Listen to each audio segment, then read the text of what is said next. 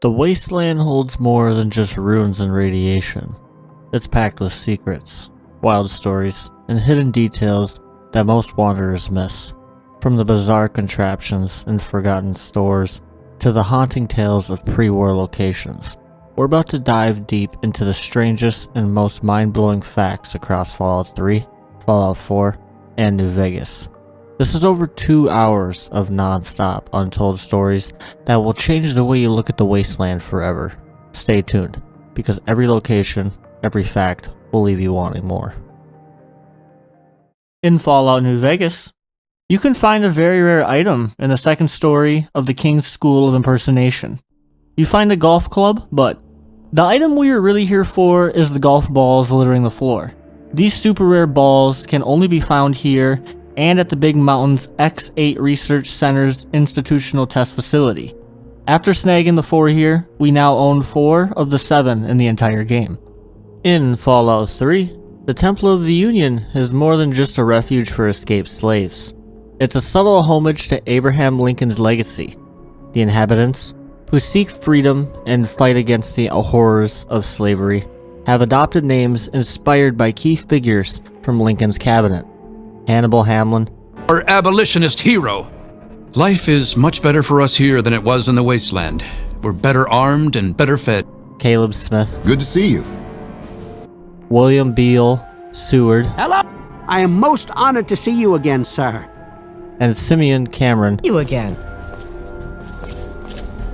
reflect the Vice President, Secretary of the Interior, Secretary of State, and the Secretary of War during Lincoln's presidency. Even their loyal dog, named Fourscore, is a nod to Lincoln's iconic Gettysburg Address, where he began with, quote-unquote, 7 years ago. This not only honors the past, but underscores the group's commitment to the ideals of freedom and equality, echoing Lincoln's own fight for emancipation.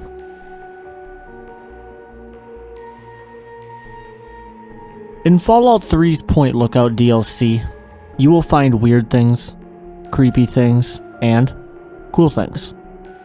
One thing that never sits right with me though, is that the lighthouse in Point Lookout, it has no light.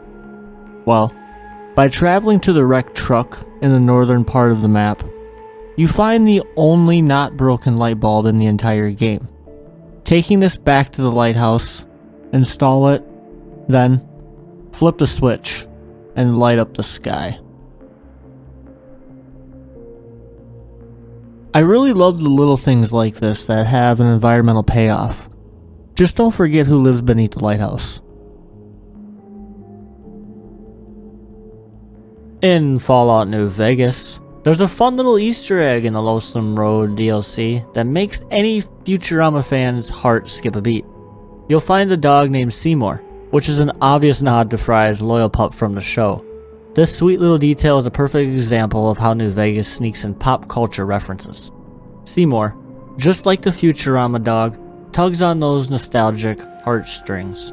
Now, speaking of nods, if you take a look at my channel name, Beast of Cornwood, there might be a little crossover happening there too. I won't give it away. Go ahead and drop your guesses in the comments. In Fallout New Vegas, Joshua Graham, also known as the Burn Man, refers to the .45 pistol he wields as a sacred weapon of his people, which holds deep spiritual significance.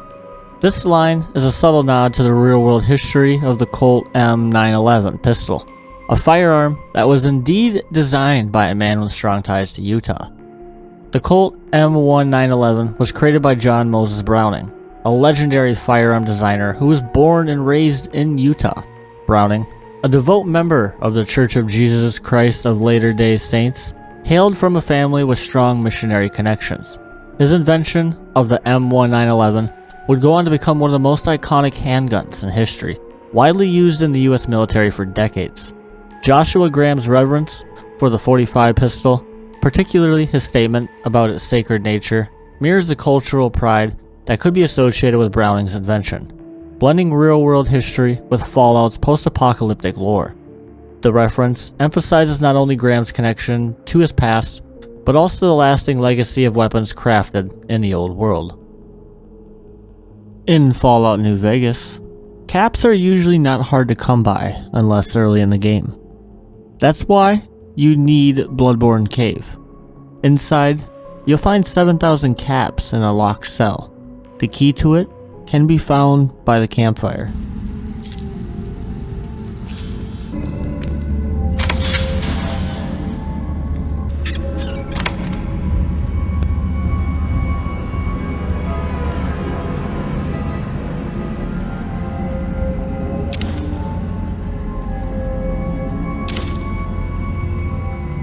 There's plenty of stories that most people don't really know, because I'm going to be honest, guys, I never looked at the terminals that often, and this is going to make me look at terminals a little bit more, and probably you guys too, because this is a really wild story. And I'm telling you right now, guys, I am winging this. There's no script with this right now besides me reading the terminals. Let's get into it. So I stumbled upon the power plant terminal in the pit, is where you were supposed to collect the ingots. It's the building. There's a terminal in there, and I decided to go through this terminal, and it's just this crazy story about this guy. So I'm going to start reading the terminals. So this is the first entry. I brought it up with management today. The men down at the power plant are taking the new shipment of robots lightly. They fear losing their jobs, and I don't blame them. It's my job to make sure morale stays high. No matter what happens, it's hard to look each man in the eye and tell them that he has nothing to worry about, even though I very well know he'll be unemployed in less than a month. I don't know how long I can continue to lie to these men. Tom McMullen, Supply Plant Supervisor. Now the second entry, guys. I've managed to delay a rather large shipment of Protectortrons today. I told management that we've been having problems with the previous batch of robots and are not prepared for another batch anytime soon. This is complete bullshit, of course. The robots work perfectly. They outperform our best workers by a factor of 5. The men continue to lose morale day after day. Some blame me, but they don't understand that this is completely out of my hands. I am doing everything I can to help these men keep their jobs. Now entry 3. Management made a surprise visit to the plant today. I guess they stopped believing what I've been telling them about the robots not performing to standards. They saw firsthand the speed and efficiency of the robots. Unfortunately, they also caught 2 employees in the act of tearing apart a Protectortron and smashing it with a sledgehammer. I was to blame, of course. The men are starting to believe I'm working closely with the managers and helping them in every way possible to save my own skin. Now, the next one. News broke out today over the loudspeakers that everyone needs to vacate the plant by 1 p.m. Due to budget cuts, this plant is shutting down. The men knew at once there was no budget cut. They ultimately decided I was to blame, having seniority in this section of the plant. As soon as I heard the news, I grabbed my pistol and made for the exit. It was quickly barricaded. I turned around and ran into this utility closet and locked the door behind me. I'll stay in here until the men go home. And now entry 5. The men won't leave. They're determined to wait until I come out. Probably going to give me one hell of a beating, that I'm sure of. I wish they'd understood how hard I worked for them, how I used every opportunity to delay the inevitable. They better get going though. It's almost 1 p.m. The robots will be here in half an hour. Sooner if management hears about what's happening. And now the last entry. I begged them to leave before the robots got here. They laughed and said they'd take care of the robots. It's me they wanted. They came, the familiar rattle of the Protectortron. That got their attention. I soon heard laughter, cursing, and screaming down the hall. I opened the door and stepped outside. A couple of coworkers burst around the corner screaming for help. A red laser lashed out from down the hall and severed Tim's right arm in 2. I panicked and ran back into the closet and shut the door. The men slammed into the door and begged me to open it. I didn't say a word, just sat stunned, listening to their screams of agony as the robot finished them off one by one. Then, silence. I put my ear to the door and listened. I heard the clanking of Protectortron feet down the hall. I grabbed my pistol and backed away from the door.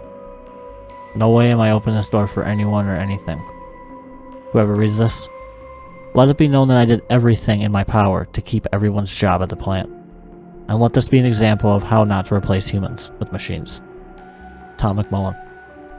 Supply, plant supervisor. And here he sits, all this time later, with his pistol. It's little things like this that seriously, guys, make me love this game. I can tell you now, and I'm sure you're thinking the same thing after that crazy story, and then also seeing the Protectratron walk by. You're going to be really reading a little bit more terminals, because I know I will. In Fallout New Vegas, the toxic dump site serves as a grim reminder of the pre-war world's disregard for the environment. Located east of Novak and north of Clark Field, the area features a partially buried shipping container spilling radioactive barrels, causing lingering radiation in the vicinity. The site is otherwise barren, with no significant loot or items to be found, adding to its desolate atmosphere. Occasionally, a lone wanderer can be seen wandering around the dump site. With only one hit point, he is one of the most fragile NPCs in the game, often seen fleeing or muttering for the courier to leave him alone. His haunting presence amid the irradiated waste serves as a quiet, unsettling testament to the dangers of the wasteland. In Fallout 3, you can always use some luck. You think you can walk around the wasteland doing the evil that you do and there isn't going to be someone who takes notice? And now it's time for you to die.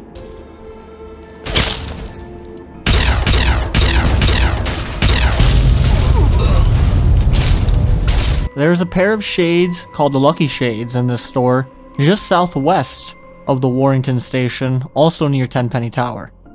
In the back on a mannequin is the Shades. They grant +1 luck when worn.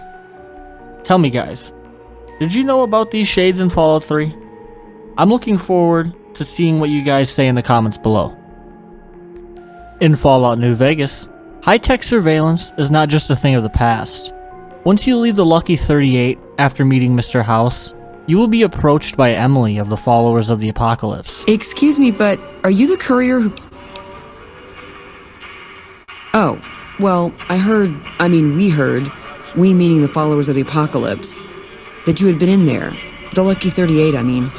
And we were wondering if you could help us. If it's not too much trouble, of course. This is important enough to the Followers that we scraped together the caps required for the credit check.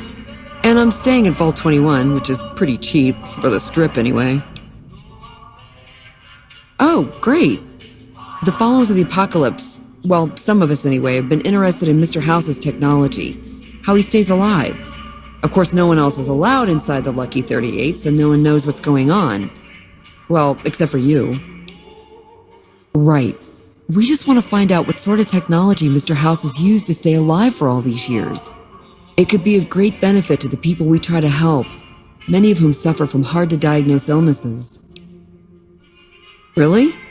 Oh, I wasn't expecting you to agree so easily. That's great. Here, take this packet sniffer. It'll allow us to intercept data on Mr. House's network.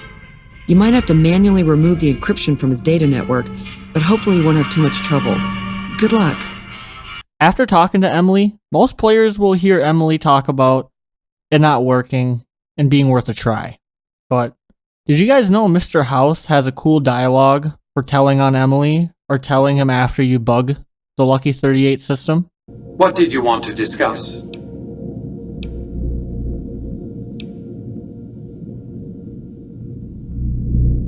One of the Followers of the Apocalypse, I'm sure. They're curious about me. Good luck planting a surveillance device here in the Lucky 38 without my knowing about it. What else did you want to discuss? Have you found the courage to do what's necessary? What did you want?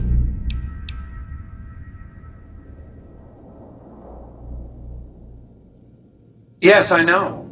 It was detected immediately and deactivated, let's see, 39.735 seconds after you planted it. You thought I wouldn't notice? In the Fallout series, the mutated two-headed cow known as the Brahmin draw their names from the Brahmin in Hindu culture, where cows are considered sacred and revered. The term cleverly references this cultural reverence, but it also extends to Fallout's dark humor by making these mutated creatures a common source of food and labor in the post-apocalyptic world. However, the ability for players and NPCs to kill, butcher, and consume Brahmin led to controversy, resulting in Fallout 3 being banned in India due to concerns over cultural insensitivity.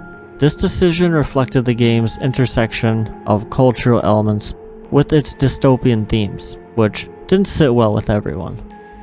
In Fallout 3, the character Betty in Tranquility Lane Simulation was directly inspired by Billy Mummy's character from the Twilight Zone episode, It's a Good Life, as revealed by Emile Pagliarillo, the lead designer. In the Twilight Zone episode, Billy Mummy plays a child with godlike powers who terrorizes the inhabitants of a small town. If anyone displeases him, he sends them to a nightmarish fate of wishing them into a cornfield. Similarly, Betty in Fallout 3 exerts absolute control over the Tranquility Lane simulation, using her powers to manipulate and torment the other inhabitants. Much like Mummy's character, this chilling reference highlights the twisted nature of the simulation and adds a dark layer of nostalgia for fans of the Twilight Zone. It reflects how even the seemingly innocent can wield terrifying powers in the wasteland. In Fallout 4, the glowing sea is one of the most hazardous and captivating areas in the Commonwealth.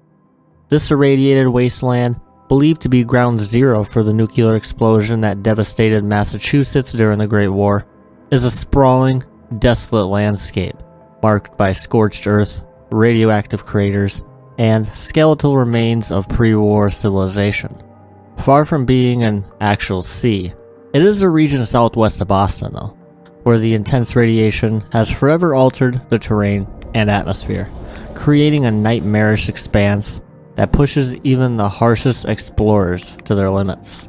The area is characterized by its lethal levels of radiation, with the background radiation inflicting at least 10 rads per second on unprotected wanderers.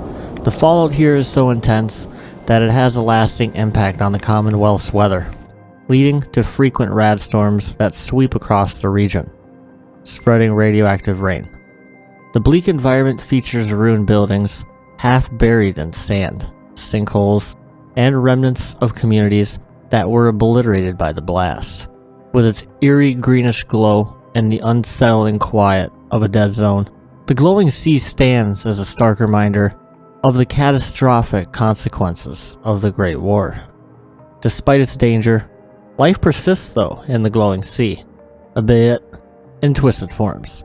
The local wildlife consists mainly of deadly creatures such as deathclaws, rad scorpions, and giant insects like boatflies, blood bugs, and stingwings, all mutated to survive the extreme conditions. Feral ghouls also roam the ruins, and packs of them can be found in the decaying buildings scattered throughout the region. The area is devoid of any natural resources, making supplies scarce, and any useful items must be scavenged from the few intact structures, wreckages, or ruined vehicles. At the center of the glowing sea lies the Crater of Adam, a settlement established by the Children of Adam, a cult that worships radiation as a divine force. The crater's sickly green glow emulates the irradiated landscape, drawing the faithful to its heart, where they believe they are closer to their God. The Children of Adam live in harmony with the radioactive environment, using their faith to justify their choice to reside in such a perilous place. The glowing sea is also home to the reclusive scientist Virgil, who resides in a rocky cave on the southwestern outskirts, hiding from the Institute after fleeing due to his transformation into a super mutant. Among the numerous landmarks dotting the area, several locations stand out for their unique history or valuable loot.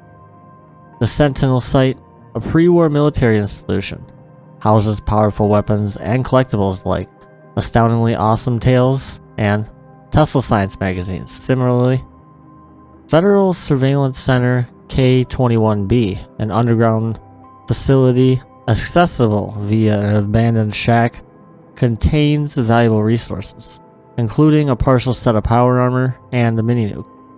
Other notable sites include the Decay Reactor, Skylands Flight 1665, and various caves and ruined factories beyond the map's boundaries, each offering secrets and supplies for those brave enough to explore. To survive in the glowing sea, travelers must be prepared with substantial radiation protection, such as power armor, hazmat suits, Rad-X, and Radaway. Even with this gear, the risks are immense, as the constant threat of radiation exposure, hostile creatures, and the scarcity of supplies make it one of the most challenging areas in the entire Fallout series. The glowing sea is not just a physical location, but a powerful symbol of the world that was lost, representing the desolation and despair left in the wake of nuclear destruction. In Fallout New Vegas, there's so many items and only so much you can carry, so we are bound to miss something inevitably. But in the Divide, did you know there is a bedroll that will allow you to sleep literally anywhere in the Mojave? Tell me, guys, did you overlook this in your playthrough? Also, by the way, there's more than one.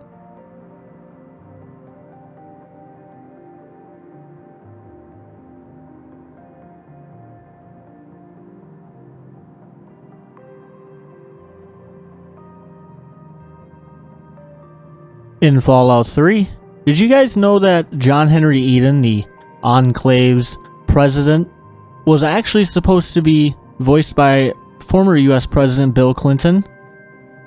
Do you think I'm too old to like balloons? She said, no, you can't be too old to like balloons.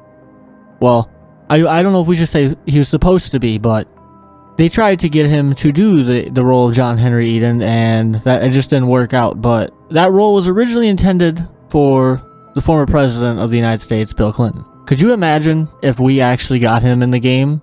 I don't know if I'd be able to take that president seriously. Now, this is probably one of the coolest in New Vegas, but there's some hoops involved with this one, guys, so bear with me. So, you stumble upon Mick and Ralph's, which, when you go inside, Mick is literally as cool as can be. Have a look. Follow me. Like I always say, a polite society is an armed society. Through dialogue, Mick hints to the Omertas at the Strip no longer buying guns from them. Now keep in mind, guys, for this fact, you have to do this part where you speak to Mick. You need to do this dialogue.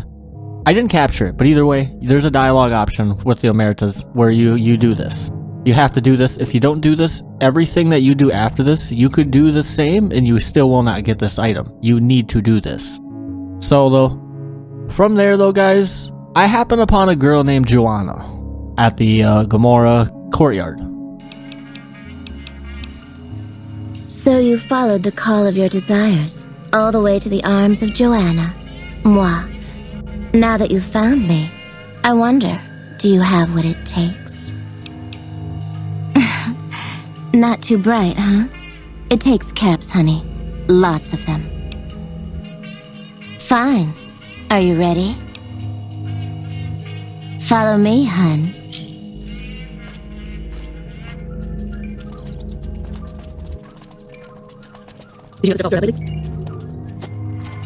Come here, baby. I'm all yours. Okay. Lay down and I'll take care of you.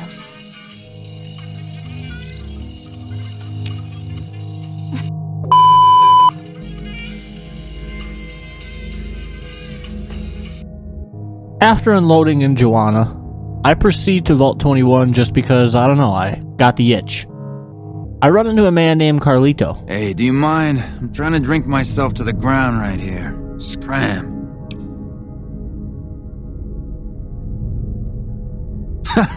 Damn straight. This is about the last place in this fucking city where I can burrow without having to look over my shoulder. From the top, where else, huh? I am Carlitos. My fingers work the magic, and my hands deal the luck. There was no player who'd stood a chance, no wise guy who didn't fear me, and no doll who could resist me. Gomorrah was my kingdom, Carlitos' turf. Hey, you're smart. Okay, it was like finding diamonds in your vodka and showgirls under your card table. You want it, Gomorrah has it. It was heaven, until you find that all the glitter is made of broken dreams and all the praise hides a knife pointing at your ribs. Now, if you have to ask, you probably don't know shit about who you're dealing with, huh? Listen up. Watch out for Caccino, that's all I'm saying. It was heaven, until you find that all the glitter is... I'd recommend you save your caps and your skin. There's too much shit and despair at Gomorrah already. Okay, it's Joanna. She works at Gomorrah. But it's all my fault. I met her at the Atomic Wrangler. Beautiful doesn't even come close. I moved her into Gomorrah. I was in love, okay? Then Caccino, backstabbing snake, got me out of the way so that he could have my girl. What, you think I can just waltz in there and take her away? She's their doll now, okay? Besides, I step in Gomorrah and I'm as good as dead, you hear? You don't just leave the Emeritus unless it's in a body bag. Don't know. She's a dream to me now. If I could have her again, I'd be a made man. Why am I even scared of Caccino and all those fuckers? Joanna and I are dead anyway if we don't get the hell out of here. Okay, you try that and let me know. How she looks, what she's wearing, she's safe, anything. I'll pay you, you hear? Deal. Come back with... Well, now I go back to Joanna to spill the awkward news. Then, to my surprise when I go back to her, she is already ready for round 2 faster than Scooby is ready for a Scooby snack. So then, I do my good friend Carlitos a favor. After once again unloading, I then spill the beans about Carlitos to Joanna. What? Have you seen him? Have you talked to him? He does? Wait, this changes everything. I can't leave my girls here. And where would we go even if we escape? No, it's too risky. We'll all end up dead. You sound so sure. Damn it all. You better not make me regret this later. But the Emeritus will want us dead. What are we going to do about that? To be free, and with Carlitos again. Tell him that never mind. Let Carlitos know that we'll be ready when you are. Thank you so much for your help. Then, I return to Carlitos to formulate a plan. Hey, it's you. What's the news? Hey, that's great. What's going on? She is? Listen, no time to waste. Help her get to Freeside. That's our ticket out of this fucking city. I'll meet you there between midnight and dawn. We could use some backup. We only got one chance to get this right, you hear? These guys in Freeside, good shots, right? They owe me big time. Tell them that Carlitos is back to collect his chips. They'll know what to do. She'll have to go disguised. Gomorrah's packed around midnight, and the bouncers won't notice just another patron leaving the joint.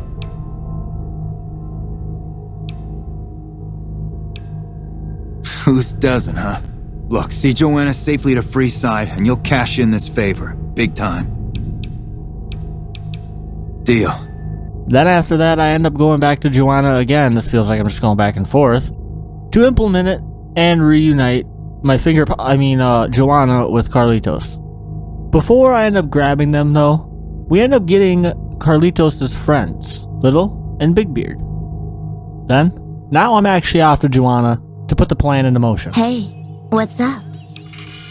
Yes? Okay, I got clothes I can use for that. When you give the word, I'll let the other girls know and we'll meet you at the lobby. I'm ready. Just give the word and we'll meet you at the lobby in an hour. Okay. See you soon. Better not fuck with her, Pop. Come on. People are looking. We're ready. Let's get the hell... It's now...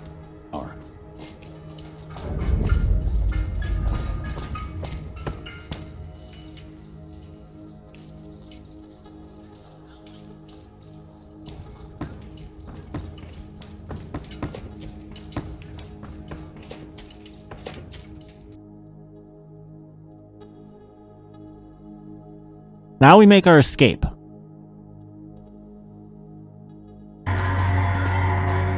You've made it. Thanks so much for your help. I owe you more than... Wait, what's that?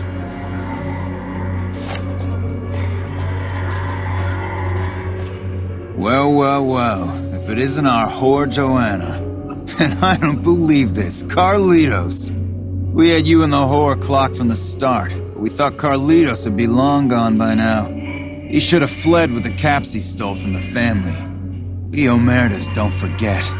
And now's time to pay for your offenses. Time to...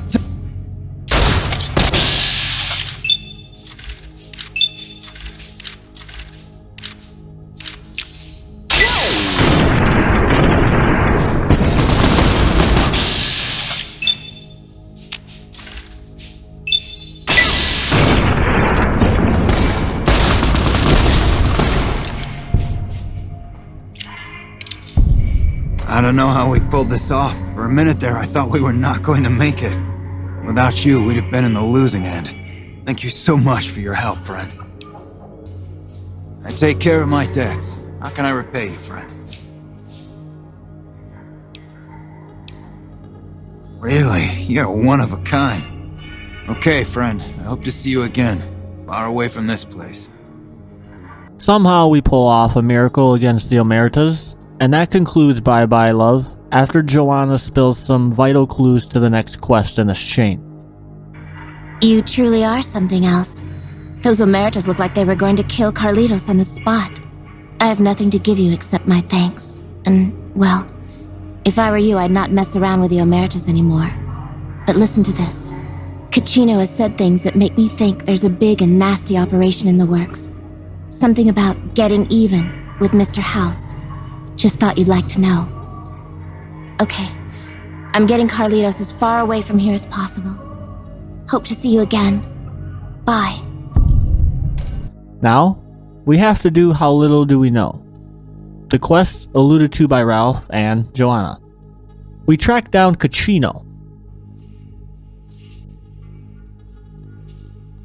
I hear you've been asking questions about me, dickweed. What the fuck do you want?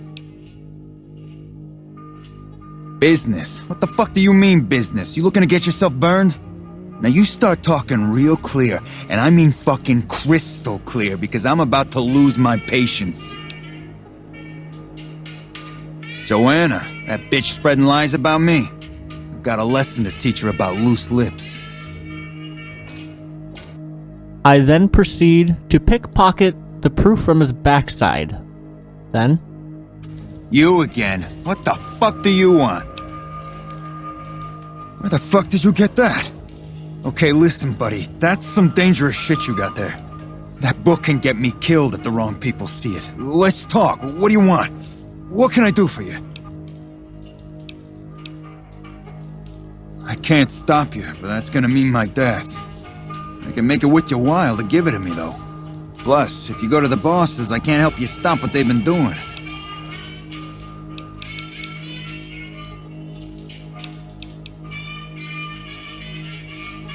I can pay you for it, of course. I also have some information about the family's business that you might find interesting. Between you and I, we can break up what they're planning, maybe save some lives. Mine included, of course. Oh, here's some caps. Now give me the journal.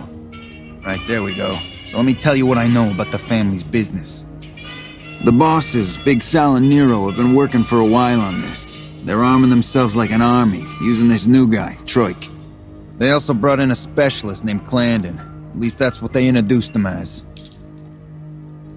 I got no fucking idea. They let him have the run of the place, though. Seems like a nice guy, but he makes me nervous.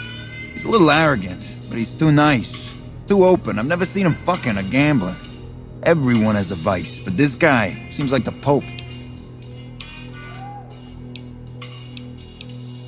He's a skittish little fucker. Spends half the day pumping his body full of chems and the other half pumping hookers with his willy. He has some kind of connections, so he's able to smuggle huge shipments of weapons into the Strip. The boss has got him by the short hairs. We covered up a hooker he killed while flying on some psycho, so he gets us guns in exchange for not ratting.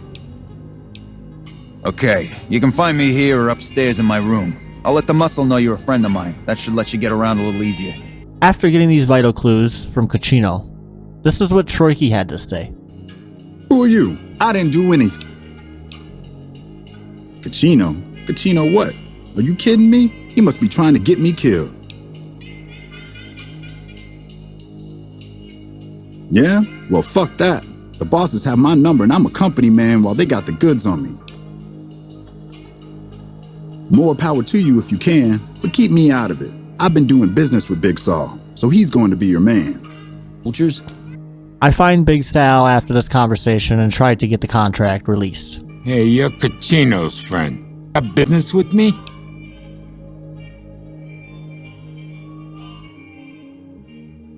Ah, Troik. What's he want? Some more jet? A fresh batch of girls? Maybe a guy or two this time. Why would I want to do that? Yeah, I see where you're coming from. Okay, tell Troik he can hit the road. Holy shit. Really? Okay, I'll help you. But I'm getting the hell out of here first chance I get. They're keeping them in a little utility section down off the basement. I don't know what they're arming themselves for, but I know it isn't for the good of mankind.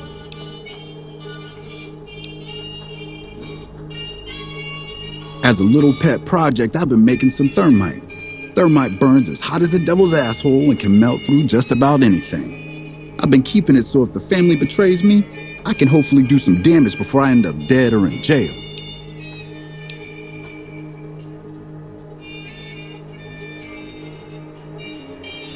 Okay, here's the thermite and a key to the room where the guns are stored.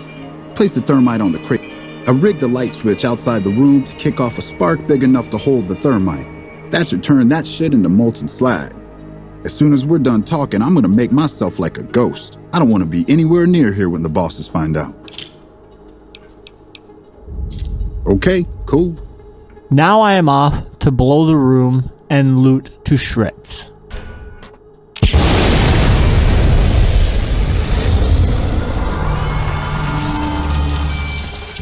Now I'm back to Caccino with the good news. Hey, what can I do for you? Whoa, you managed to pull that off? Solid work. That ought to gum up the boss's plans. Now we cut off the head of the serpent. Big Saul and Nero have to die. They're a little bit upset about what's been done to muck up their plans. They tasked me to find out who's responsible. There isn't gonna be another chance to get both of them together in the same room. I'll slip you a gun, and we can take them out.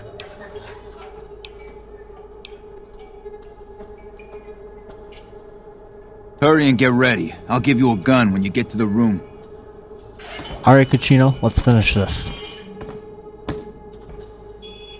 Hey, here's that gun I promised you. I suggest using it while they are talking. Let's have Pretty some sure they're gonna words. kill you after Take they a talk. seat on the couch so we can get to talking. It's time for the meeting with the bosses. We can't chit-chat right now.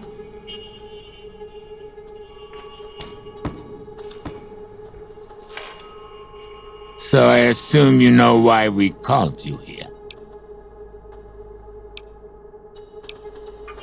Well, you've been a real thorn in our side. We've got business plans. You set us back a little bit, I'll admit that. However, we wanted you to know that nothing you did made a shit bit of difference, and you're going to die a failure. Sorry, but you're going to have to die ignorant. Yeah, we lost some guns, you little weasel. However, we can get more guns. You slowed us down, but you can't stop us. You're gonna die a failure. All right, let's dance.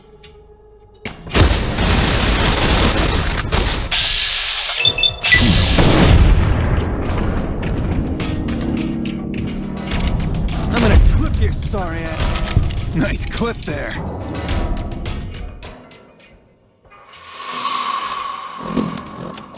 After the confrontation, how little do we know will be completed?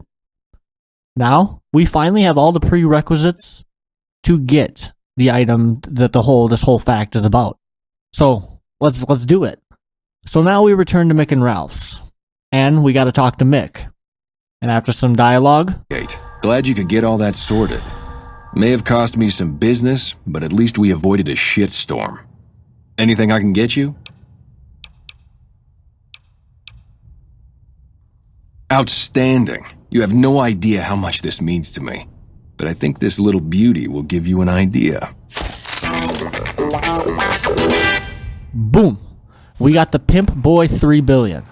This has to be the coolest aesthetic thing you can get in Fallout New Vegas. For seriously, the longest time, I didn't even know this thing existed, and I've been playing this game literally since it came out. I can remember waiting in my room as a child, like, for this game to come out, being obviously New Vegas. But I'm just saying, it goes to show how little, these tiny, tiny little details, a lot of people don't know them. Not that I speak for everybody, but I know there's probably a good amount of everybody who doesn't even know this exists. Let me know down in the comments if you guys knew this existed or not. In Fallout 3, the Gold Ribbon Grocers location on Jury Street hides one of the game's most interesting Easter eggs, a full-on Rube Goldberg machine. This intricate setup of traps and triggers leads to an explosion that causes loot and even a skeleton to drop from the ceiling. This machine itself is a brilliant series of pressure plates, swinging logs, and even a grenade boutique. Perfectly Fallout in its absurdity. And, for the patient, it rewards you with a mini nuke, missiles, and skill books like Nikola Tesla and you. It's one of those delightful, quirky moments that reminds you why exploring every corner of the wasteland is always worth it. Hey everyone, I hope you're enjoying this deep dive into the secrets of Fallout. Now, if you're getting as lost in these wild facts as I did while making this video, do me a favor, hit that like button. I put in so much time and effort to bring this video to life, it's basically become my full-time job. I think I might have forgotten what sunlight looks like at this point, guys. Seriously though, if we can get this video to 1,250 likes, I'll make another one just as packed with Fallout's goodness. And if you haven't already, don't forget to subscribe. Once you've subscribed, drop a comment down below saying you did. And I promise I'll get back to every and each one of you. Honestly, no matter what the comment is, I'm going to respond to every one of you. You have my word. Your support, it means the world to me, guys. Especially for a video this massive. Seriously, it's 2.5 hours of just facts and things that are just interesting as hell. This video has probably literally, guys, taken me more of my life than I care to admit. So seriously, your likes and subs and comments will really keep me going. I'm basically powered by your engagement at this point. Let's get back to the facts. In Fallout 3, there are a lot of cool moments most people, including me, really don't know. One of them happens to be at Canterbury Commons. A lot of people know about the Mechanist versus the Antagonist happening in town, the big superhero fight going down, but what happens when you kill one and you drive off the other? Or you just take care of all the town's problems with one combat exercise? Well, Uncle Ro has some different dialogue depending on what happens. Whew. You wouldn't believe how much trouble those two have caused in this town. We've been looking for someone to get rid of them for a long time. But you just walked in, downed one, and drove off the other, easy as you please. That'll be the last we see of them, you can be sure of that. I'm Mayor of Canterbury Commons. Think of me as your own Uncle Ro, and take this as our thanks for cleaning up the town.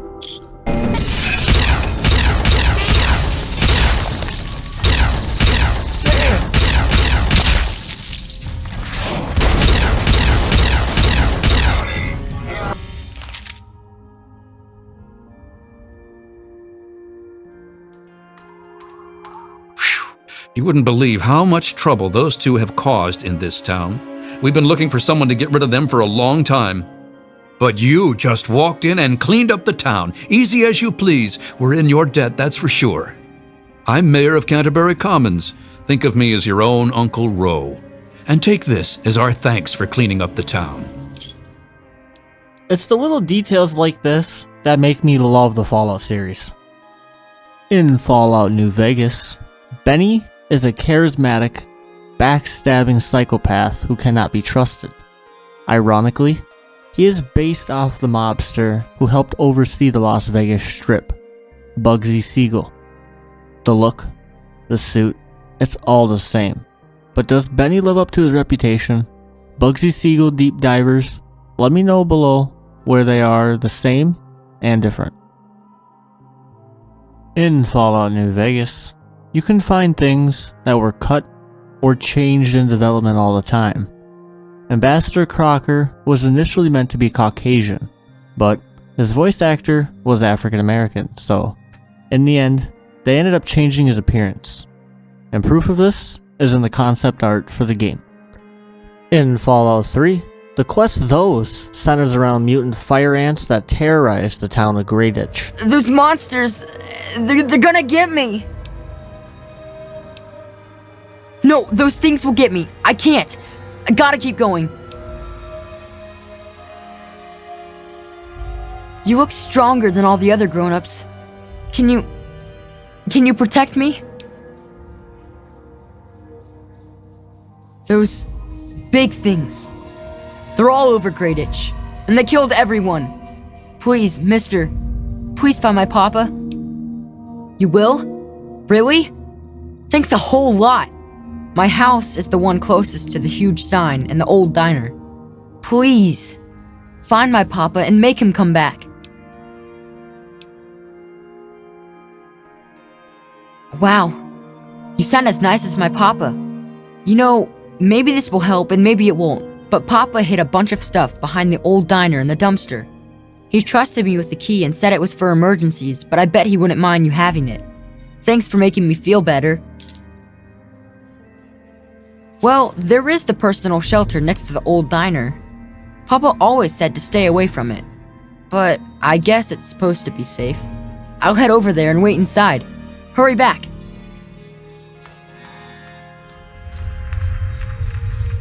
This quest is a direct nod to the 1954 sci-fi film Them, where atomic tests in New Mexico create gigantic, aggressive ants that wreak havoc. Similarly, the game's mutated ants, enlarged and fire-breathing due to genetic experimentations gone wrong, evoke that classic 1950s atomic horror vibe, blending Fallout's love for retro sci-fi with dark humor. The reference highlights how the dangers of radiation and mutation, iconic to the Fallout series, connect back to the early Cold War fears. Come on, tell me. Oh no. What happened? He's dead? I guess I already knew. Besides, I'm too tired to cry anymore. In Fallout New Vegas, Gibson Shack is a small, easy-to-miss location near the Gibson scrapyard. However, if you take a closer look inside, there's a particularly eerie detail, a severed finger pinned to the wall. This disturbing little feature adds an unsettling atmosphere to the otherwise quiet shack. And like many of the game's hidden oddities, it doesn't come with an obvious explanation. The finger itself could be a dark nod to the lawless, brutal nature of the Mojave Wasteland, where violence and strange mementos, all of it, are commonplace. It's one of those small creepy details that raises more questions than it answers, leaving players to wonder about the backstory of the player who lost that finger and why it's been displayed as a twisted trophy. In Fallout New Vegas, players can get the quest Talent Pool from Tommy Torini. Well, it was my idea. Well, me and the rest of the Rat Pack boys. We took it to Benny, and he thought it was a good idea. A few years later, here we are, the best show in New Vegas. Well, apart from serving as a talent manager, show schedule, and all-around man in charge of this fine theater, I happen to be its headline act. Every night from 8 till midnight, come on by to see the Rat Pack Review live, only right here at the Aces Theater. Well, acts are a bit thin on the ground right now, but every night from 8 to midnight, we got the Rat Pack Review. Songs, dancing, jokes, we got it all. Sure, baby, sure. Tommy's always looking for new talent to bring to the Aces. Tell you what, you see any good acts while you're out wandering, give them my card. If they work out, I'll give you a 3% cut of the door. Just swing back by as you recruit folks. I'll get you your bread.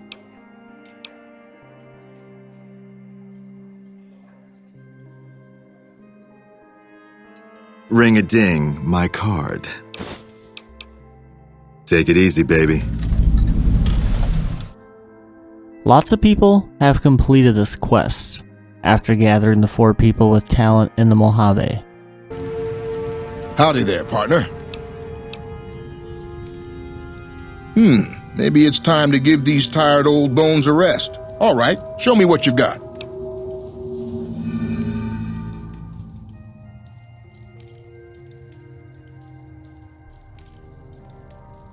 Much obliged to you, friend.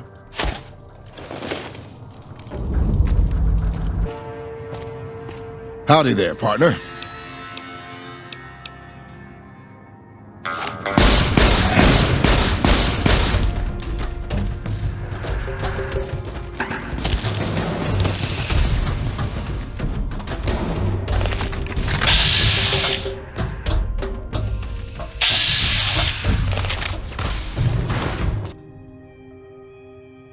Really?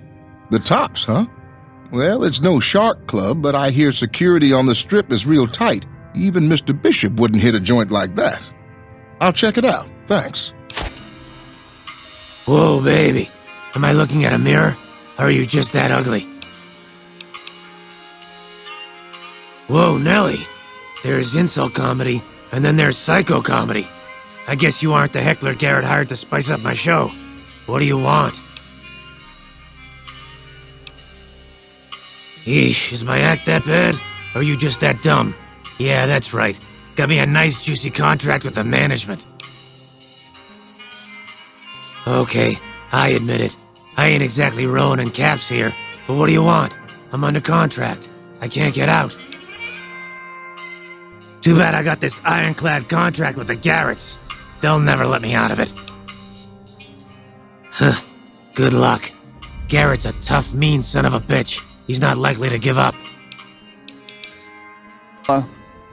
I hear Benny got force-fed a little slice.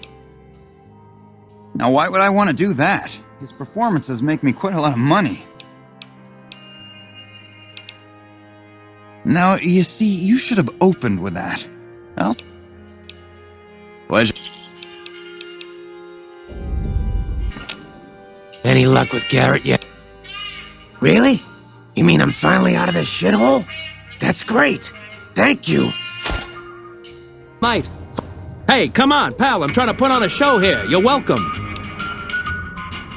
All right, then make it snappy, kid. This isn't exactly a lucrative career enterprise here. Yeah? Hey, you're all right.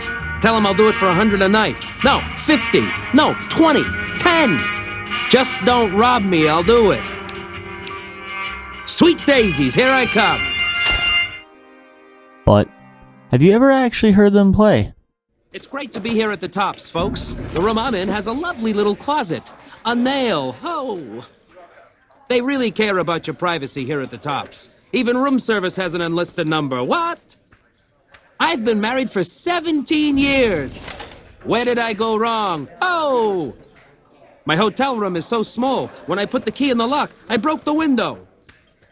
I bought my wife a little car here in New Vegas, an Omerta. It has a hood under the hood. Ay, ay, ay. I love these robots with their friendly little policeman faces. Sure, they still rough you up, but they look so happy. A ghoul goes to a doctor and says, Doctor, doctor, I have this horrible rash. The doctor says, son, that's called your face. Ding dong. My wife and I know the secret to a happy marriage. Hey. 2 times a week, we go to a nice restaurant. Did you know the She strip goes fell Mondays, I straight go up lately? Fridays.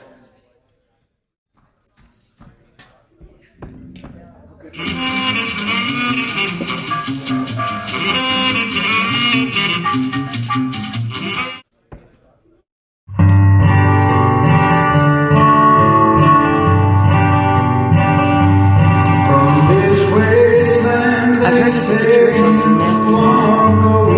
Hope Swank's smarter than Benny. We will meet.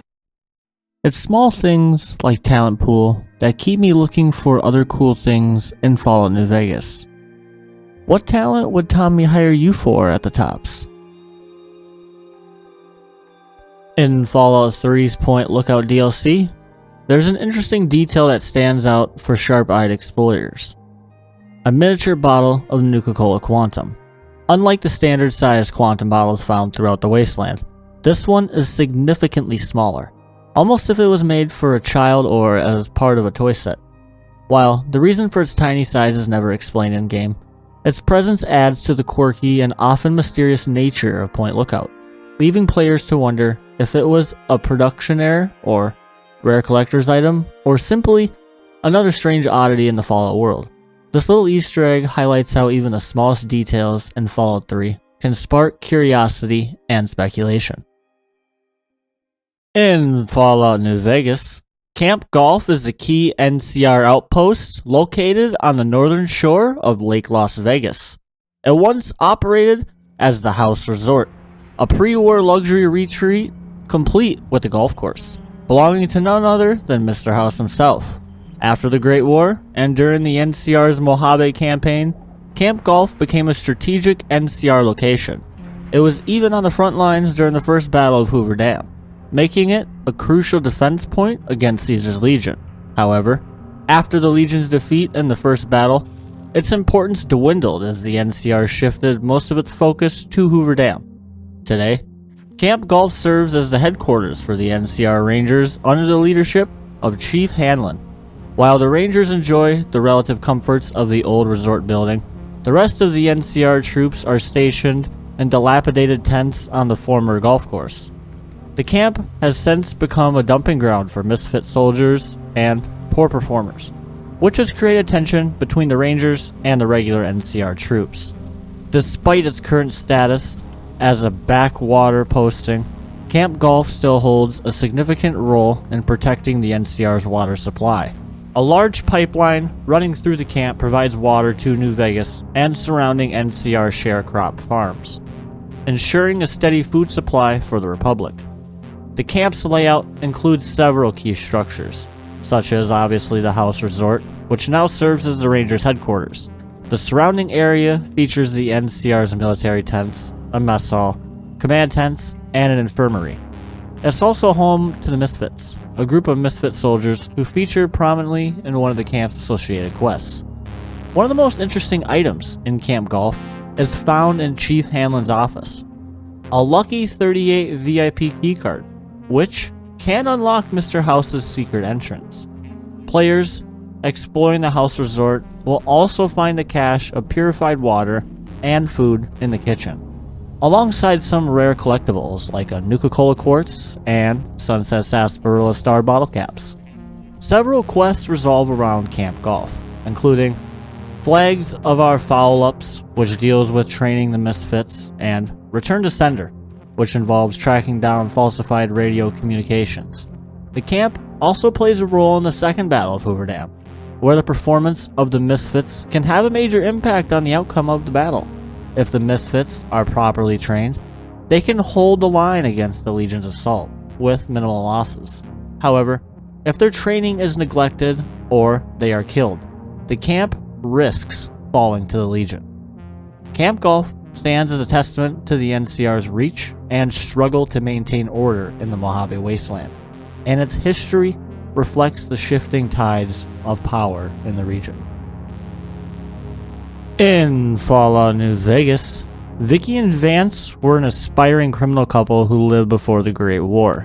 While their crime spree was nowhere near as notorious as Bonnie and Clyde's, Vicky and Vance still managed to leave a lasting mark, if only for their legendary misfortune. Starting their spree 2 days before Bonnie and Clyde's first robbery in 1932, Vicky and Vance engaged in petty crimes like shoplifting, check fraud, and gas pump drive-offs. However, the criminal careers came to an abrupt and iconic end when they accidentally drove into a crossfire between police and a gang of bank robbers in Plano, Texas. The police mistakenly killed the duo, later issuing an official apology. In the Mojave Wasteland, the Vicky and Vance Casino in Prim stands as a memorial to their ill-fated adventure. The casino displays their infamous death car, complete with mannequins dressed in replica outfits from their final days.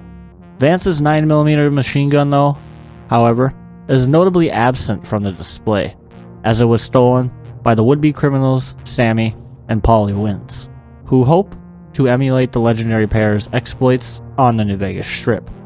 The Vicky and Vance Casino serves as a quirky reminder of how legends, no matter how small or unlucky, can live on in unexpected ways, even in the post-apocalyptic world. What are you doing here, stranger? You looking to start some trouble? Me?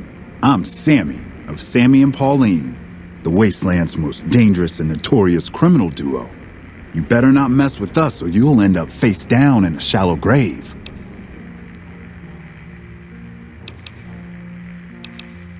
Simple. Up until now, we committed our crimes stealthily, leaving no evidence behind, so we never built a rep. But that's gonna change with our next score. You just wait and see. You'll have to ask Pauline about that. She's the brains of our operation. I'm the muscle. Yeah, bye. You best not try any funny business, stranger. One word from me, and Vance will plant you in the ground. I'm Pauline, of Sammy and Pauline, the Wasteland's most dangerous and notorious criminal couple. You'd best not mess with us, or you'll have a bullet hole where your eye used to be. We ain't never heard of you either, so the not being impressed is mutual. Come a week or so, though, and everyone will have heard of Sammy and Pauline. Just you wait. Sammy and me got our hands on a powerful weapon not too long ago. Vance's gun. You know Vance, of Vance and Vicky? That gun's our shot at the big time. We're gonna sneak it in on the Strip and rob one of the casinos. Maybe all of them. We'll be known as the greatest gunslingers to ever terrorize the Wastelands. You'll see. You'll feel stupid that you made fun of us when you learn how rich we are.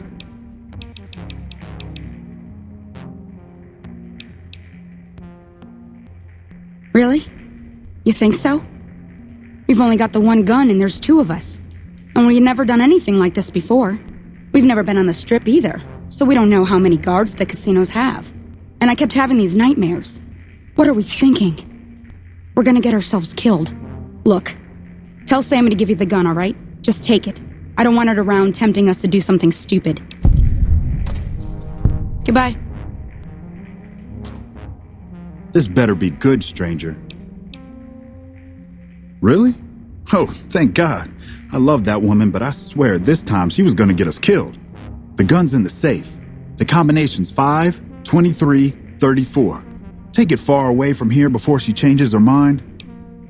Goodbye.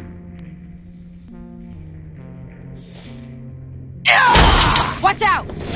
That enough?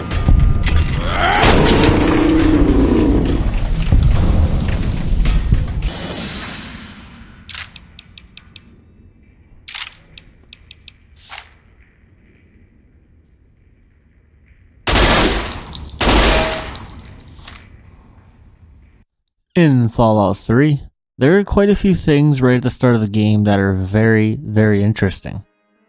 Let's go over them in order of what we can find. To start with, right when you're born, your dad is Caucasian. Literally no matter what, he's always Caucasian. He clearly is. But once you do your appearance as another race, doesn't really matter which one it is, he doesn't change. But he is clearly white, right? Well, 1 year later, he is suddenly not white anymore when I selected African American. Also, here, if you guys didn't know, in this moment, the baby noises that the character makes when you press the A button and he just makes noises, that's actually Todd Howard's baby son at the time of development, Jake Howard. And at the birthday party, did you guys ever know there is a callback to Vault 13 and the water chip? And when you go around at the party, you get a few gifts. Happy birthday! Happy birthday! Can you believe it? He is growing up so fast. Everybody's very familiar with probably the Grognak the Barbarian comic you get. Then there's a cap from Stanley, and you get the sweet roll from Old Lady Palmer. This morning, and it's all for you. You're the birthday boy. No sharing required today. But If you actually read the poem that Beatrice writes for you, it's kind of twisted. My goodness, I hope I didn't miss the party. Oh, boys will be boys, won't they? Just can't wait to see your present, is that it? Well, let's not keep you waiting any longer. I think you're going to like it. It's a poem written by me just for you. No, really, I wrote it just for you. I'd never just copy one of my old poems. Well, there was that one Founder's Day where I couldn't rhyme anything with overseer. But you deserve nothing less than a brand new poem. You can keep it in your Pip-Boy and read it whenever you want. The poem reads, Gray walls, impenetrable steel, suffocation, condemnation, little hands groping in subterranean uncertainty. Mommy? Daddy? Am I dead? Nay, nay, reborn into purifying fluorescence. A face emerges, strong and male. Father to me, father to all, overseeing our lives, our eternities. Harshness of discipline, harshness of love. Obedience, my savior. Larva to pupa, pupa to worker. Buzz, buzz. One with the steel honeycomb. 10 lies within the 101. Significant at last, till gray sweeps from walls to hair, to soul, then eternal slumber, the sweet sleep of incineration. If you criticize Jonas for not getting a real gun when he gave you a BB gun, your dad has some dialogue reminding you to be grateful. Happy birthday, buddy.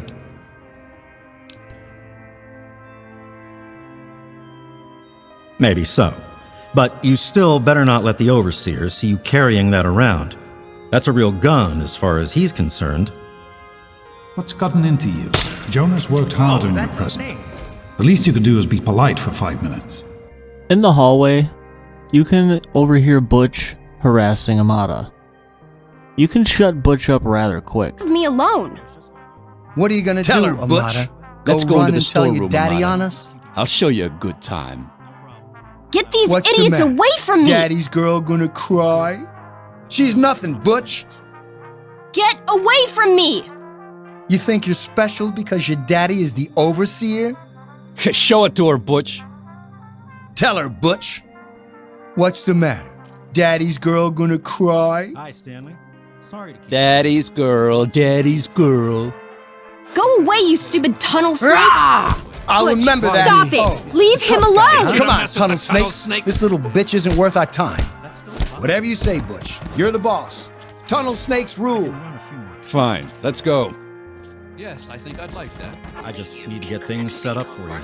Just sit tight and I'll be with you as soon as I can. Amada is grateful. Thanks for getting rid of them. Assholes. I don't know why they won't leave me alone. Just because my father's the overseer, I guess? Idiots.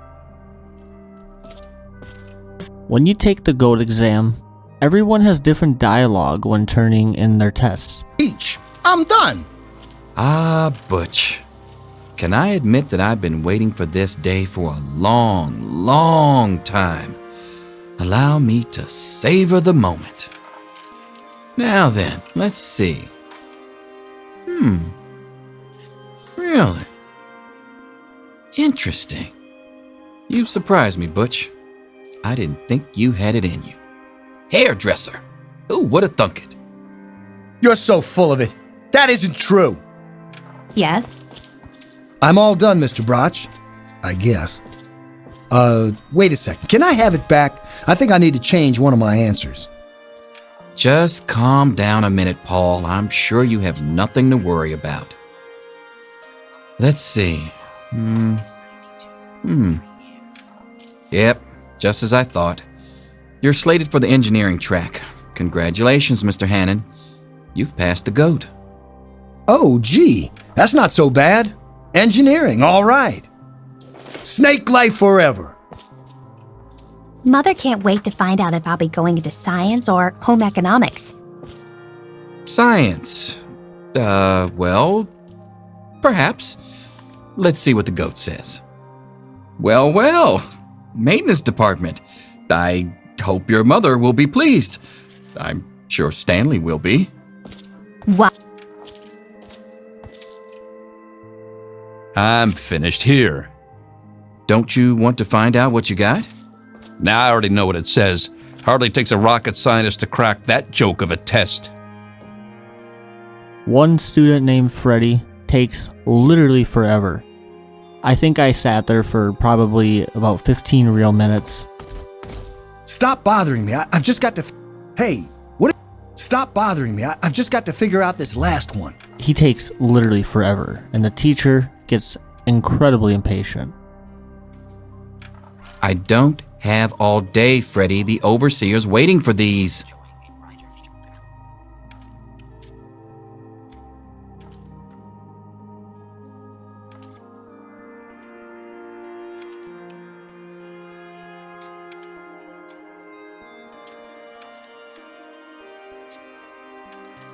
Freddy, it's multiple choice. You can't really still be thinking about it.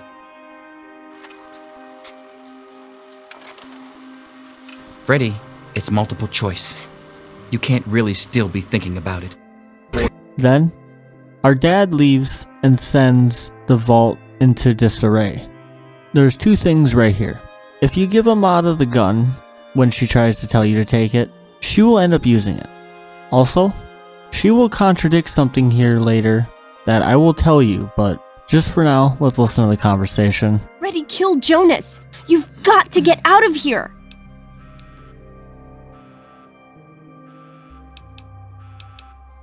It's your dad. He's left the vault. My father thinks Jonas helped him escape. So he had his men. My God, they killed him. They just beat him and wouldn't stop. No, why should I cry? He was your friend, not mine. I came here to help you. If you still want my help, we'd better get going. Not anymore, apparently. But are you honestly telling me you had no idea your dad was leaving? He really didn't tell you? We don't have time for this! Maybe this pistol I stole from my father will make you feel better. Go ahead, take it. And then let's get out of here. Well, okay. I guess it may come in handy if I run into any rad roaches. Alright, I'll try to meet you at the exit. Watch out for security. Good luck! Also, in this moment, on the way out of the vault, Butch pleads for his mother's life. We convince him not to be a coward. You gotta help me! My mom's trapped in there with the rad roaches! Please, but you can't walk...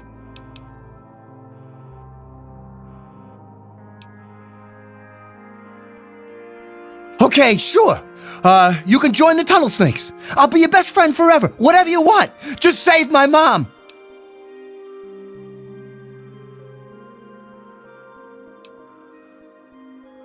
You know what? You're right. They aren't anything I can't handle. Tunnel snakes rule! Ow, that hurts! Ah! Ow, that hurts!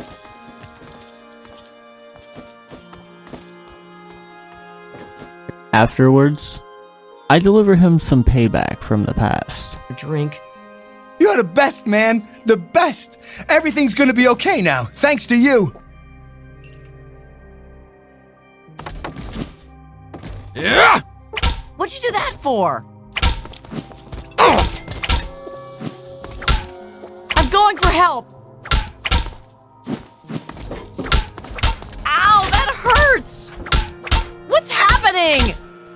Ah! After that, we see Amada with a gun. And sorry everyone for this damn Vault Tech guy who didn't want to piss off, but I got the good part. Be reasonable, Amada. Officer Mac may enjoy this, but I don't. You like that? Just tell us where to find your friends so we can talk to you. My dad.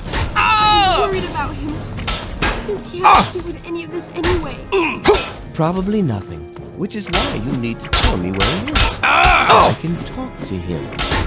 Watch out, sir. She's got a gun. Amata, where did you get that gun?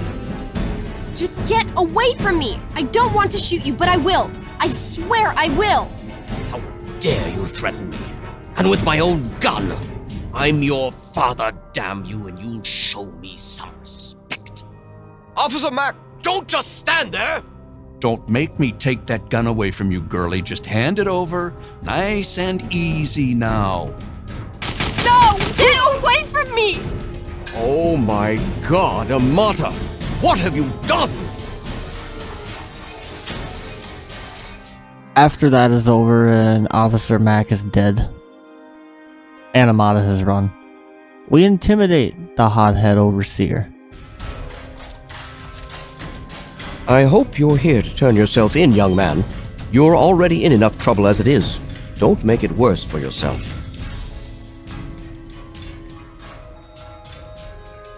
Oh, is that all? Is there anything else I can get you while you're here?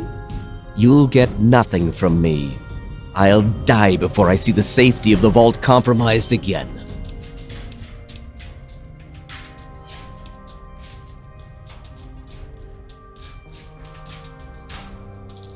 God, you're a cold-blooded little shit, aren't you?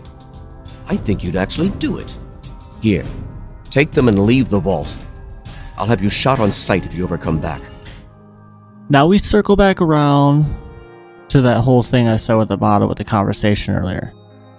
What ends up happening is Amata contradicts herself about Jonas being a friend.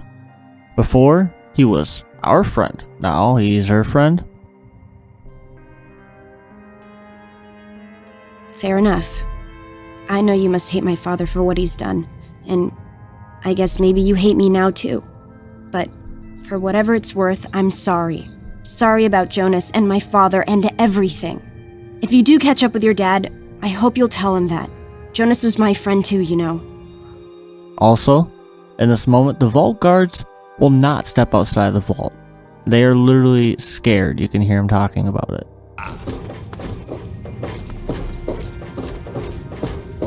There he is. I'm not going out there. I don't care what the overseer says. Stop in the name of the overseer. The overseer's gonna hear about this. I knew you were not. I don't care what the overseer says. There he is. I'm not going out there. I don't care what the overseer says. I'm not crazy enough to go out there. Close the door. In Fallout New Vegas, you find things out of place all the time. When players pass by the RepCon test site en route to the quest Come Fly With Me, they often don't notice the sign in front is missing the O of RepCon. It's under Old Lady Gibson's behind at her scrapyard, just over yonder from the test site. Comment down below, how do you think she got it? And how she got it to the scrapyard? In Fallout New Vegas, there are multiple ways of dealing with Benny. This is one. If you backtrack to Good Springs, you will find distinctive cigarette butts near the grave where you were dug up by Victor. Then, if you make it to Boulder City, you need to go and talk to the man named Jessup of the Great Khans. What the hell? You're that courier Benny wasted back in Good Springs. You're supposed to be dead. Yeah, about that. Don't have it. Benny stole it right before he stabbed us in the back. He's probably back at the strip by now, laughing at me. What's to negotiate? The NCR backs off, we walk out of here, nobody gets hurt. I can't believe I'm doing this. But alright, the hostages can go. The NCR had better keep their end of the deal, though. Here, a souvenir for you. It's Benny's lighter. Shove it up his ass when you catch up with him. You can bet we will, Jessup. Then, off to the tops, where we need to talk to Swank and convince him of Benny losing his mind. Hey there, pal. Welcome to the tops. And what can I do for you today? Really? You got something to say about the big boss, huh? Well, why don't you say it to his face instead of yapping at me?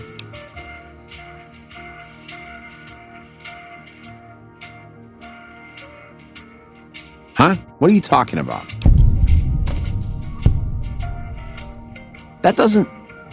Why would he pull a stunt like that? Got anything else to offer? He's trying to pull a fast one on the big man. Crazy bastard. You got any more?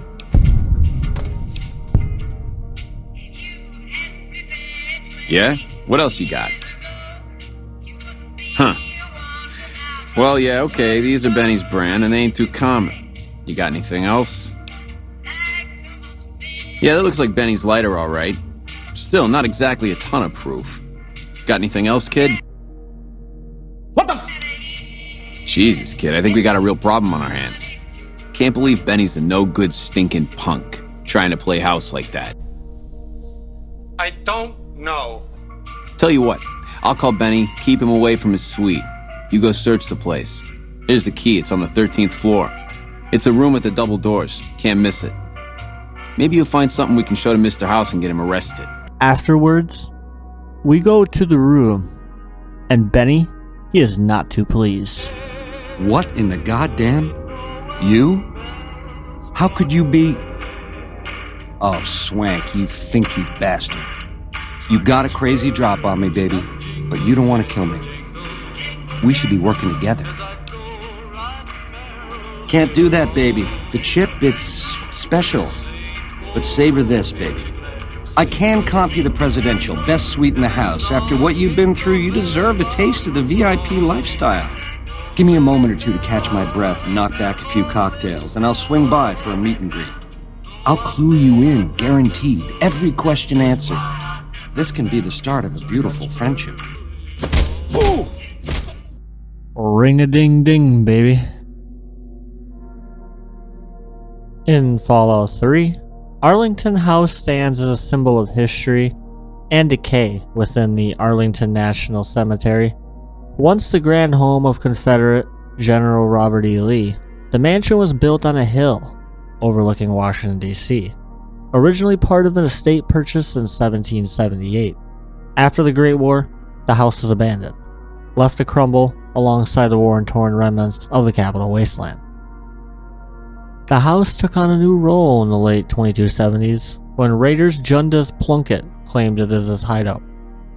Fleeing with regulators, Plunkett found refuge among the graves and constructed a shrine to Abraham Lincoln in the basement, complete with flowers, wine, and a portrait. This shrine was a strange tribute from a raider, giving Lincoln an almost mystical significance. The irony of honoring Lincoln in a house associated with the Confederate general deepens with the presence of an enlarged quote from Lincoln's first inaugural address, adding a touch of historical reflection to the desolate setting. The shrine's presence transforms Arlington House from a forgotten relic into a haunting reminder of a fractured America, blending the past ideals with the grim reality of the wasteland. In Fallout New Vegas, players can discover a unique item called Jake Juice. Hidden inside the Lucky 38, this drink stands out because it's the only one of its kind in the entire game. While it doesn't have any special gameplay effects, it's literally the same as a regular bottle of scotch. The name is a playful nod to Jake Juice Extract, a real-world tonic that was advertised in the 1800s for its supposed health benefits. The inclusion of Jake Juice in New Vegas is likely a subtle reference to the strange and often dubious tonics of the past, fitting right in with the game's mix of retrofuturism and Wild West themes. Just another quirky Easter egg for players who pay close attention to the details. In Fallout 3, Rivet City is a significant settlement with a decaying aircraft carrier on the Potomac River in Washington, D.C. Before the war, the ship served as a military vessel, housing aircraft and desalinization facilities following the Great War. It lay abandoned until the late 2230s when the remnants of the Naval Research Institute, led by Horace Pinkerton, established the Rivet Station Science Outpost on the ship, clearing out mirelurks and setting up a laboratory. As the years passed, a civilian community developed around the station. In 2239, Rivet City was formally established, governed by a 3-person council representing the scientists, civilians, and security personnel. The settlement thrived, offering safety, scientific research, and hydroponic farming. However, by 2258, internal disputes arose when Madison Lee's team took over the science efforts, leading to Pickerington's exile to the ship's broken-off bow. Rivet City serves as a hub in the Capital Wasteland, with various facilities, including a science lab, market, hotel, and, like I said, hydroponic gardens. Despite facing challenges like resource shortages, social class divisions, and insecurity threats, it remains a vital center of life and commerce. The remnants of pre-war technology and the ship's historical significance make Rivet City a unique and storied location in the post-apocalyptic world. In Fallout New Vegas, you can find quite a number of references to all sorts of things. One of them can be found in the town of Nipton. Do I have any Star Wars lovers here? As me being one myself, I love this one. Located just in front of a Nipton house, you will find the charter mains of Owen and Beru. A nod to episode number 4, A New Hope of Star Wars, when Luke returns home to find his family farm on fire. For anyone who has never played Fallout New Vegas, Doc Mitchell, the doctor in Good Springs, has some pretty good lines and responses when the player does some weird or obscure things. Yeah, that's a pretty standard score there, but after what you've been through, I'd say that's great news. All right. I'm gonna say a word. I want you to say the first thing that comes to mind. Dog. House. Night. Bandit. Light. Mother.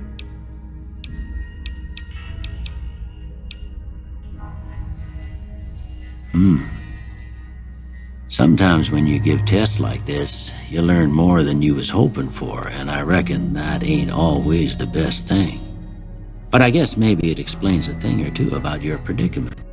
In Fallout New Vegas, the Red Rock Drug Lab is a hidden facility located within Red Rock Canyon, serving as a key part of the Great Khan's chem production operations. Run by Jack and Diane, two key figures within the Great Khans.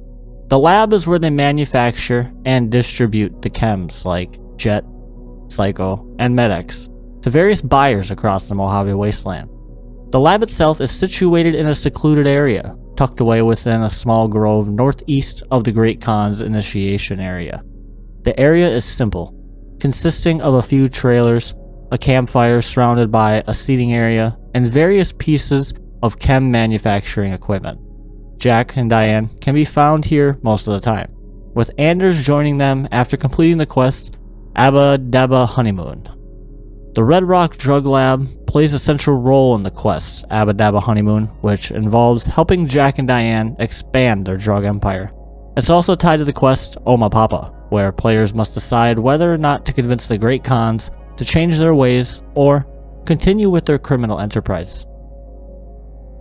The Chem Lab is a symbol of the Great Khan's criminal operations, showing how far the once proud tribe has fallen in their desperation to survive in the harsh Mojave Wasteland. In Fallout New Vegas, when you first meet Bruce Isaac at the Dino Delight Motel in Novak, he shares a rather tricky situation he got himself into with the Bishop family. Without being too explicit, Bruce talks about getting involved with Mr. Bishop's daughter, which, surprisingly, didn't go over too well with the dangerous crime boss. Oh, it's you again. What is it?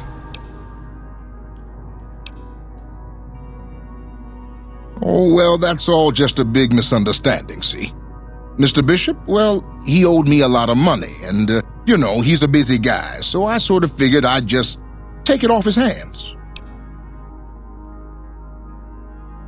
Robbed is such an ugly word. It's more like I took care of a payroll problem for him. Also, I might have, sort of plowed his daughter. A little. Thanks. But if Bishop finds me and I don't have his money, my balls are going to be on his trophy wall. This is actually a great nod to Fallout 2, where the Bishop family held major influence in New Reno. Longtime Fallout fans will definitely recognize the continuity, as the Bishops have always had a reputation for handling their problems, dramatically. Now, this next location, we all know, Diamond City. But I'm in a very privileged spot to tell you guys about Diamond City, being my two favorite things in my life for most of it has been Fallout and the game of baseball. Diamond City, originally Fenway Park, located in Boston, might just be one of the most sacred parks in all of the game of baseball. Only Wrigley Field in Chicago can really compete for the same title, and it's still not really much close. But anyway, Fenway has been a place for the Red Sox where a lot of sad moments have actually happened, unfortunately. They were top dogs in the American League until the Babe being Babe Ruth, was sold to the New York Yankees to fund a theater venture by the Red Sox owner Harry Frazese. I'm not shitting you. He sold the best player ever to fund a theater project. Then, the Curse of the Bambino was born, as the early pennants in Fenway and later Diamond City are from the Babe's time with Boston. After the trade, Boston had no wins in the World Series, being dubbed the Curse of the Bambino. For 86 years, they didn't go to the World Series or didn't win anything. Finally breaking the curse in 2004 in our own timeline. The big wall in left field is called the Green Monster, and it's iconic in baseball. Every hitter wants to hit a bomb over this wall. The street behind it, Lansdowne Street, in our timeline, and probably in Fallout, I would imagine, would be packed with fans trying to catch the home runs that obviously didn't get into the game, because they would go over the wall. In left field bleachers, you will find a lone red seat. This is a landmark to who many consider the best hitter to ever live, Ted Williams. The seat, resting 502 feet from home plate, is an honor for left-handed hitters to aim at, trying to see how they stand up to the last man to have a batting average above 400 on the year. In Fallout 4, if you go behind Fenway on the outskirts, you can find a Sunset Sarsaparilla machine, 2 bottles, and a star bottle cap.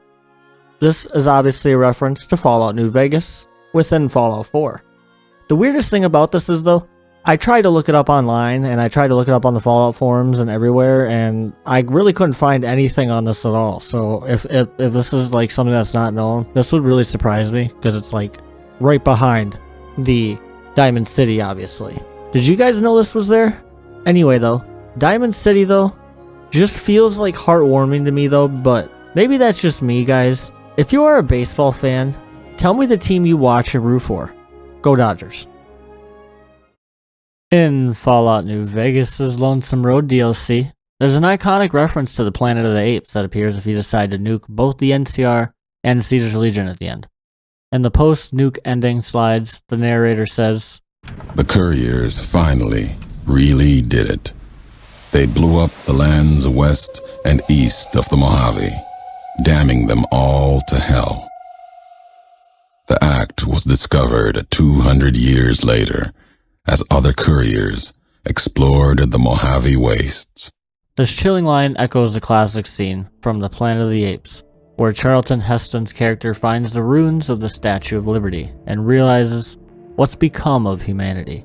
It's a brilliant nod that adds a layer of dark, cinematic depth to New Vegas' apocalyptic themes. In Fallout New Vegas, I decided to take the road less traveled, literally. I made a beeline straight from Good Springs to finish Lonesome Road. Then after that, I sent nukes hurtling down on both the NCR's Long 15 and Caesar's Legion's dry wells. And then, after that, I casually strolled into the Strip. After leaving Mr. House, I get pardoned. Yeah, you heard that right. Both the NCR and Legion somehow forgave me for nuking 2 of their fortifications, and neither Caesar nor the NCR leadership had any special dialogue to address the fact that I just committed one of the most destructive acts in the Mojave. Most players don't realize that blowing up both factions also unlocks dry wells and the Long 15 without permanently tanking your reputation with either. because if you do this before, then you get pardoned and they forgive you. It's absurdly wild to think that after literally nuking them, I could just walk into the strip like nothing happened and receive the pardon. Like, no hard feelings, right? This strange loophole in the game makes for one of the most bizarre moments in New Vegas storytelling.